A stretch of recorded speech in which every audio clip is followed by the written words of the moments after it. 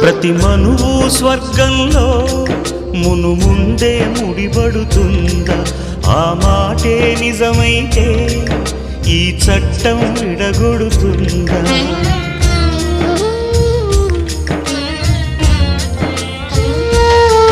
నీ రాతకు ఎంత సత్యం ఉందో చూదువు బ్రహ్మయ్యా, నీ సాక్ష్యం ఎంత విలువైందో ఓ అగ్ని చూడయ్యా. నువ్వు రామా అరుంధతి, ఇదే నీ దర్శన ఫలమైతే ఎటైనా దాగిపోవమ్మా.